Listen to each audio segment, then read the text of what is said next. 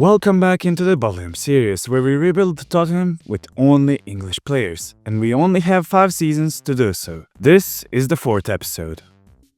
Looking back at the previous episode, we finished second in a title race against Liverpool, where we eventually lost. In all the other cup competitions, well, we were as expectingly disappointing, as always we were in this series. But in this episode, you're gonna see something a little different, but stay till the end to see this. First, we gotta look back at a few things that happened at the end of the previous season or at the start of this new one. First, the Champions League final was Barcelona against Real Madrid, where in extra time, I can't say GOAT because Rashford is GOAT, but the second GOAT, that Messi and Ronaldo debate, but in new terms, Ferran Torres scored a goal in extra time to claim the win for Barcelona. Also, another funny thing, City sacked Pep Guardiola, After that long, he got sacked and replaced with Antonio Conte. I don't think this is gonna be an improvement. I hope I'm not gonna jinx myself, but I don't think this is gonna be really an improvement. But we are gonna see. Another thing that happened this summer, besides the transfer window that you're gonna see after this, is World Cup. And I'm managing Tottenham. You would think, why would I care about the World Cup? Well, the reason why I would care is because of this Ireland run in the World Cup, where they not only defeated England, they actually went all the way to the final and lost narrowly on penalties against France. What? Also, that England team, in the semi-final day they lost against Ireland, also lost for the 3rd place against Sweden. I don't know what's happening. It's pure FM, and I love it. To kickstart this transfer window, we first brought in a couple of young talents. Again, helping you guys out for when you finally start playing this save, and that's at the end of this series when I finish with the first 5 seasons. You're gonna have the save link down below, as I mentioned in the previous episode. Then someone who I wanted to get a few seasons ago when they valued him way too much, probably even over 200 mil, but they transfer listed him and we were able to get him for fairly cheap. I think he could do really well at this club. I think he could contribute really well. But then, a bombshell. The craziest and the most expensive transfer this season, it was Alex Scott for 123 million. I have no words. He developed amazingly at Brighton, and I thought to buy him earlier in the series, but I thought he was way too expensive for us to get him. Besides all the midfield players like Wharton, Mainu and Gray, we didn't really think we needed him that much. Then, the biggest heartbreak happened. Our GOAT, sweet GOAT Rashford, was sold for 105 mil. I love that actually. A lot of money, but sadly our GOAT goes. Sadly. Another transfer out, it was Jared Braithwaite. We had another player go and switch a nation. This time it was Angel Gomez. He went from English to Angolian. Really, nigga? Angolan, dumbass. Unexpected, but also that's why we sold him for 30 mil. Also, before we start the season, here is our Champions League fixtures, which, again, pretty easy. Besides PSG and Bayern, as well as maybe Monaco and Leipzig, we actually got a pretty good schedule. And we start the season pretty strong. With a win against Southampton, a draw against Fulham, and a win against Everton, we actually placed really well in the table. But with the next game being against City, it's gonna be a tough challenge. What's also crazy is look at Ipswich and Southampton. An amazing start to the season from them. Also Leeds. Wow. And in this game against City, well, to simply put it, we lost. They were better, and with this banger, it was the final result of the game. This is how the table looks like after a couple of games. For the first 2 places, it's kind of expected, but then the rest of the table, insane. Leeds, West Ham, Southampton, Ipswich being the rest of the top 7, while Arsenal, United, Newcastle and Chelsea are down there. It's amazing for us, still crazy. Then the toughest part of the season, at least for now. The next 6 games, as you can see, I don't know which is the toughest one even. In the Premier League, in the Champions League, it's not gonna be easy at all. Wish me luck. In preparation for the next couple of games, I changed the system. Don't worry, this is not the team that's gonna play. And while City has lost in a way against Nottingham Forest, we had a chance to claim that first place, and well, we lost against Arsenal. We just can't use our chances this season. With our squad scoring the winner against Chelsea, this is how the table looks like after that game and in the midst of that tough schedule. With the next game being against Liverpool, it's definitely one of the most important games this early on.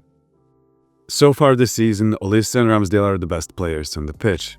Just amazing. I was sure that Olise's transfer was gonna be worth it and he's paying me back. Thank you, bruh. But in this game, Olise and Ramsdale as well as the whole team were not paying me back. Considering this goal and the next one from Gonzalo Ramos, we lost 2-0. Against big teams this season, we just can't win. Then to add salt to the wound, Solanke got injured, which, looking at how Nketiah played, he was our only goal scorer this season. Yeah, we are done. And that has shown with this loss against United, even though we had a chance, cause City dropped points. Still, we couldn't use that. Yeah, bro, you're vowing to stop the goal drought is not gonna help me, bro. Actually score goals to prove that. Please, we need someone to score goals. After that Manchester United game, we completed the schedule of doom. With us losing 3 out of 4 games in the Premier League, winning most of the games in the Champions League, we are not doing well. With the team in this state, we are not gonna be challenging for the Premier League. At least, not soon. Thankfully, that horrific run of form has come to an end. As we finished the games against the big teams, we played against smaller ones and achieved positive results.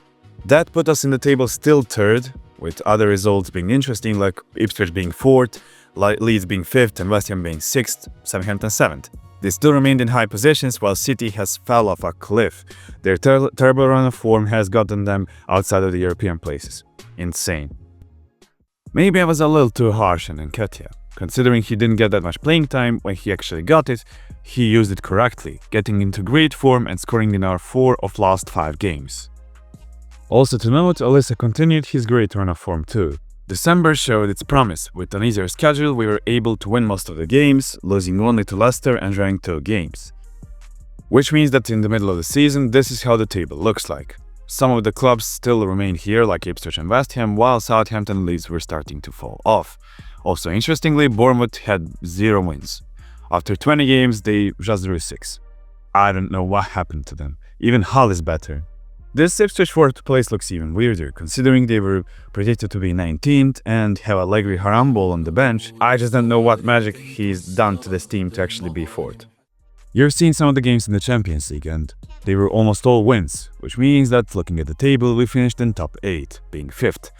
Also interesting to note is Eintracht Frankfurt being 1st, I don't know how, and even Marseille finishing 7th.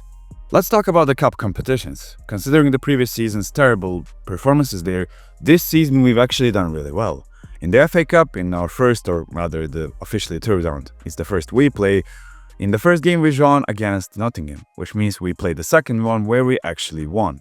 In the next round we won against Luton Town, but we lost in the next one against Leeds on penalties. I don't know what Leeds was doing on their run, because looking at that, they won the next 2 games on penalties too, against in great form Ipswich and Liverpool, to get to the final against Arsenal where they weren't able to FM them into penalties and win. Thank God. Even though it's Arsenal and I don't know why I would be happy of them winning trophies, I'm happy that Leeds didn't win, because that's just a scummy way to win, at least in my opinion. Then in the Carabao Cup it was a different story.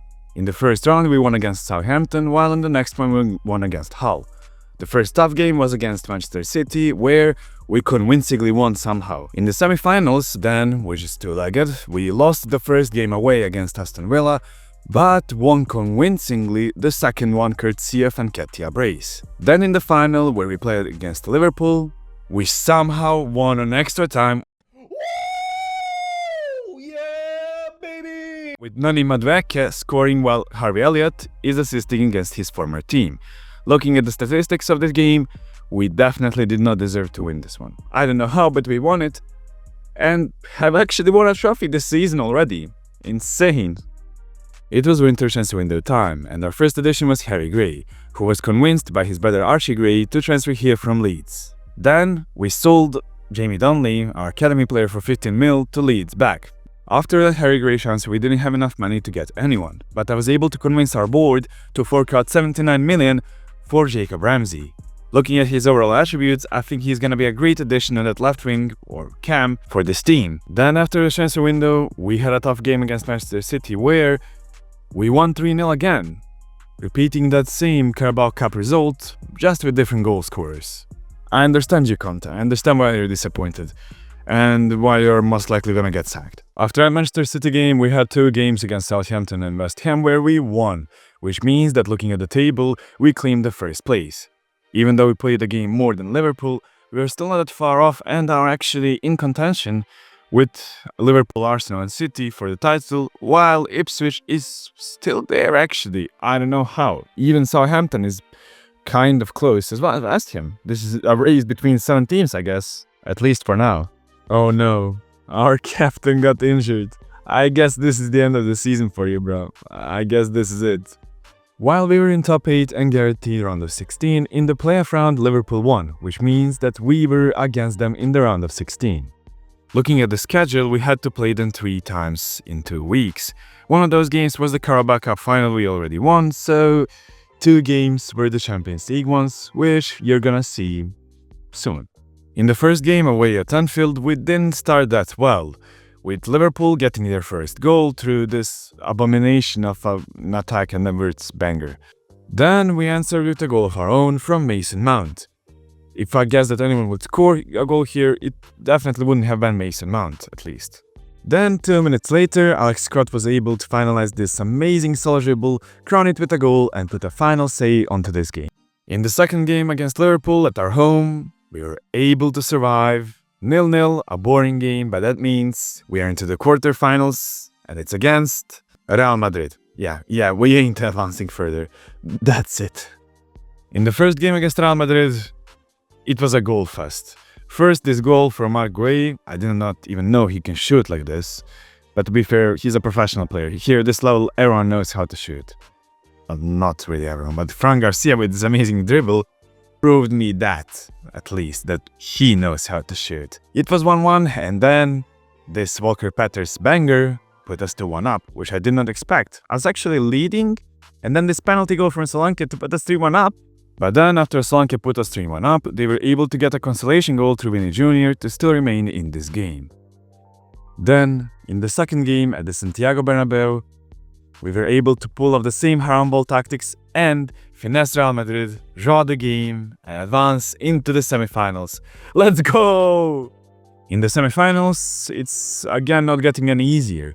Bayern awaits us while they won in the quarterfinals against PSG in a 2-1 two-legged tough tie.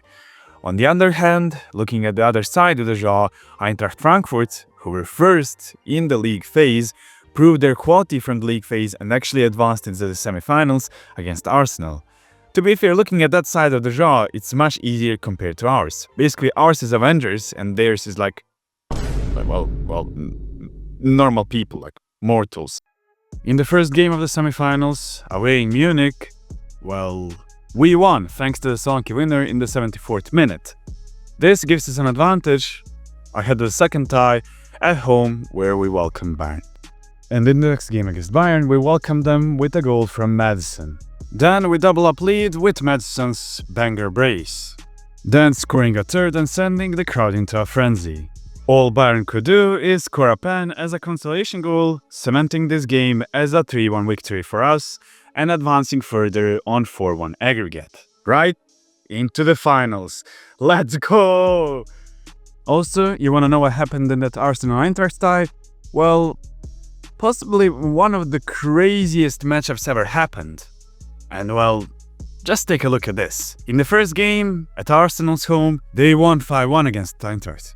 Then in the second game in Germany, I don't know, I guess Eintracht took steroids or something, or summoned some black magic, cause they won 5-0 at their own stadium, scoring 2 goals inside of the last 10 minutes, courtesy of Elia Wahi, before Robin Koch scoring a winner for them at the end of the first half of the extra time, with that remaining the final result of the game, going through an aggregate 6-5 and matching us with us in the final. Oh yeah, the easiest game seemingly awaits us in the final of the Champions League. Sadly, we have to stop that Champions League run because we have to get back to the Premier League. And here's what's happening right now.